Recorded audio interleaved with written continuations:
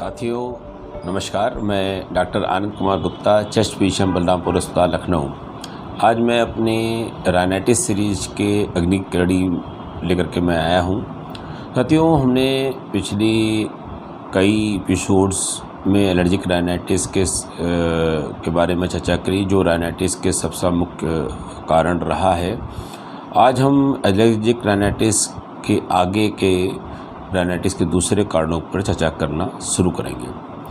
साथियों, जैसा हम जानते हैं कि राइनाइटिस के दूसरे दो बड़े कारक हैं, एक ऑक्यूपेशनल राइनाइटिस, दूसरा नॉन एलर्जिक राइनाइटिस।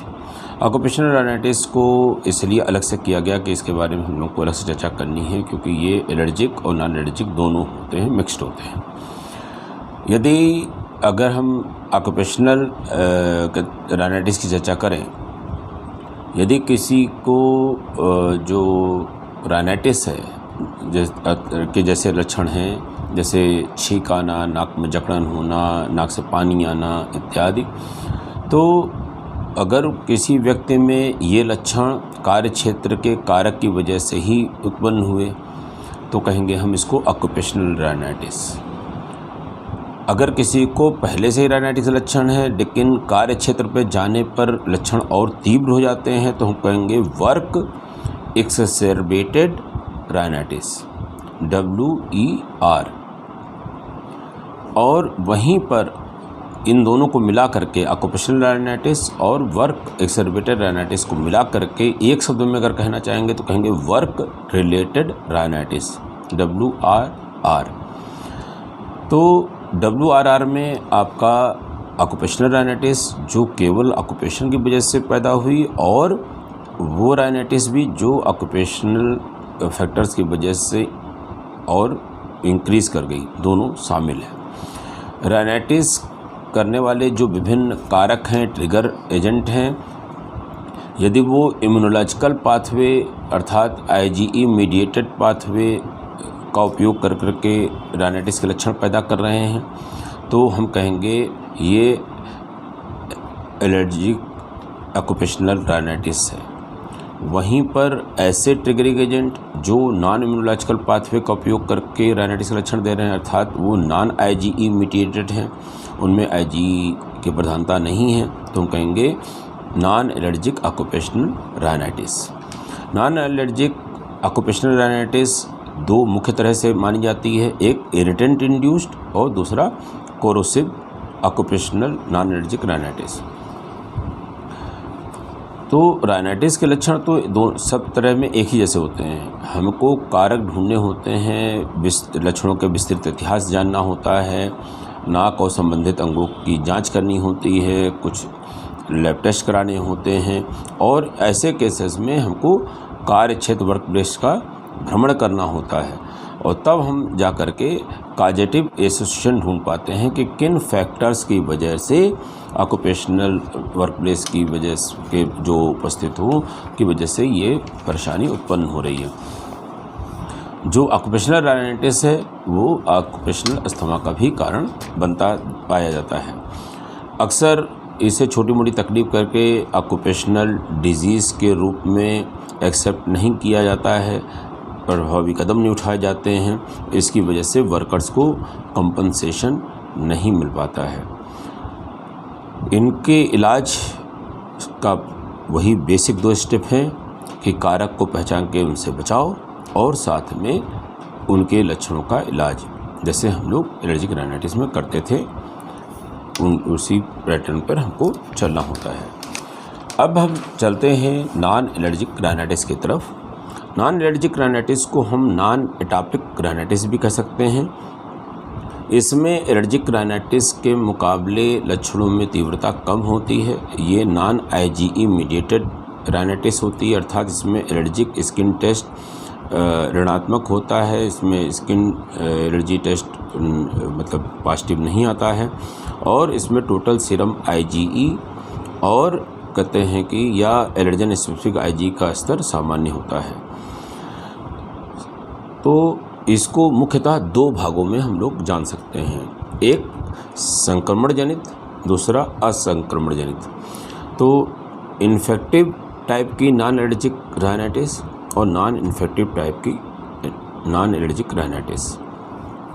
अगर हम इन्फेक्टिव नॉन एलर्जिक राइनाइटिस के बारे में समझना चाहें तो हम ये पाते हैं कि इस तरह की राइनाइटिस मुख्यतः वायरस के संक्रमण से होती है। यद्यपि ऐसा नहीं है कि बैक्टीरियल भी देखी गई है और फंगल भी देखी गई है।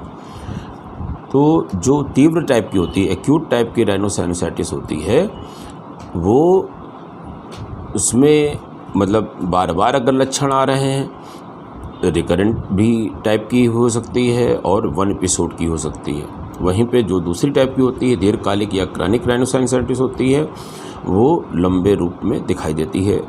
तो दो तरह करके हमारी इन्फेक्टिव नॉन एलर्जिक जो राइनाइटिस है वो राइनोसाइनोसाइटिस के रूप में एक्यूट और क्रॉनिक राइनोसाइनोसाइटिस के रूप में व्यक्त होती है।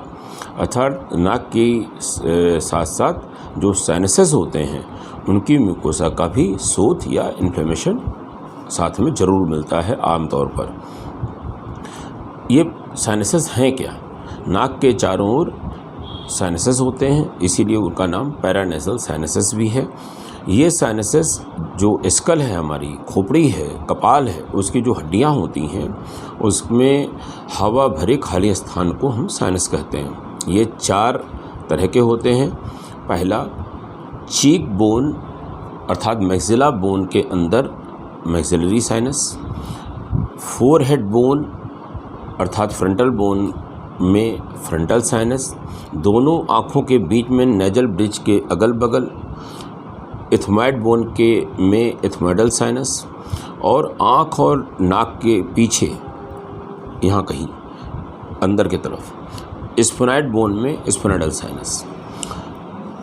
इनका मुख्य काम स्कल बोन को हल्के वजन का रखना, नासिका गुहा अर्थात नेजल कैविटी हेतु जो म्यूकस सिक्रेशन होता है, श्लेष्मा का स्राव होता है, उसको बनाना, आवाज़ में रेजोनेंस पैदा करना।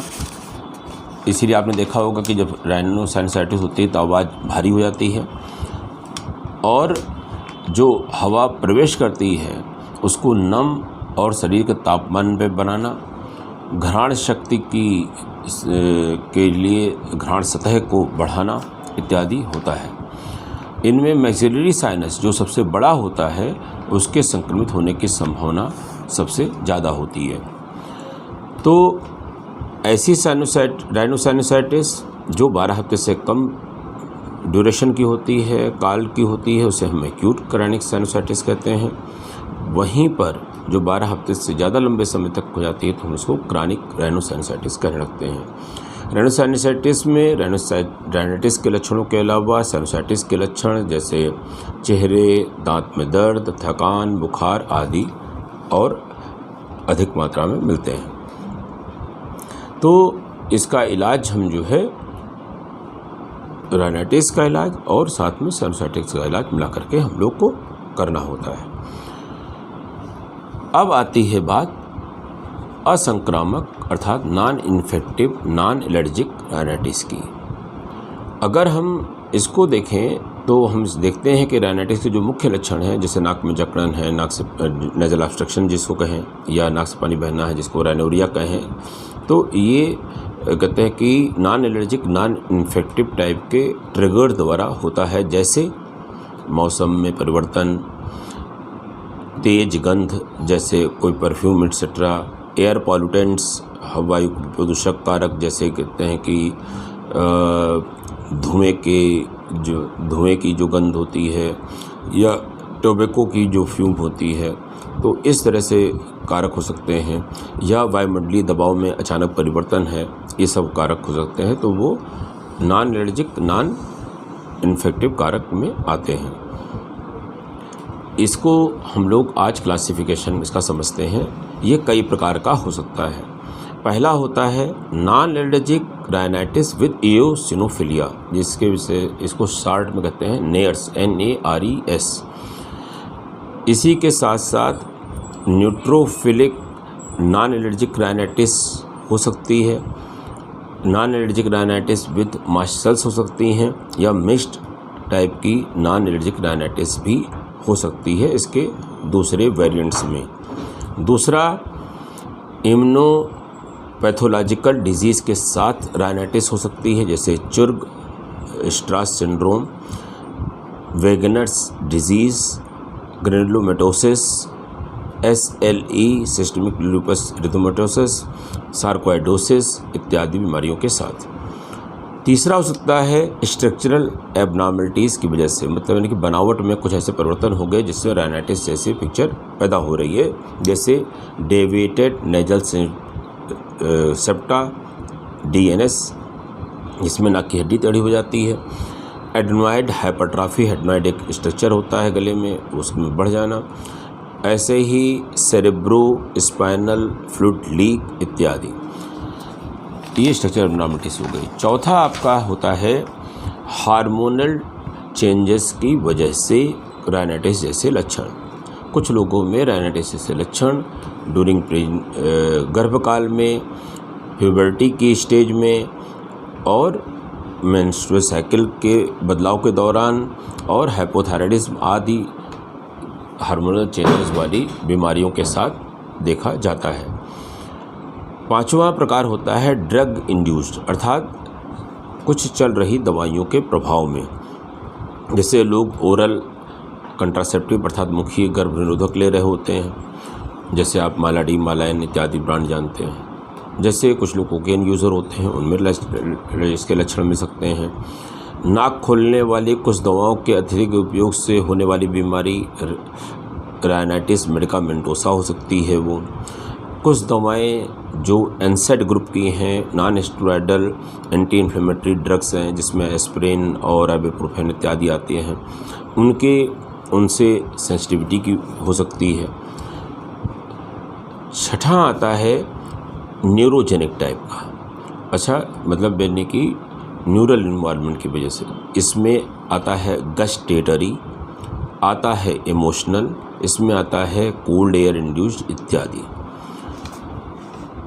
सातवां आता है एट्रॉफिक राइनाइटिस, फिर आता है सेनाइल राइनाइटिस, उसके बाद आता है गैस्ट्रोएसोफेजियल रिफ्लक्स इंड्यूस्ड राइनाइटिस, आखिरी में आता है वैसोमोटर राइनाइटिस, जिसको हम इडियोपैथिक नॉन एलर्जिक राइनाइटिस या नॉन एलर्जिक राइनोपैथी भी कह सकते हैं।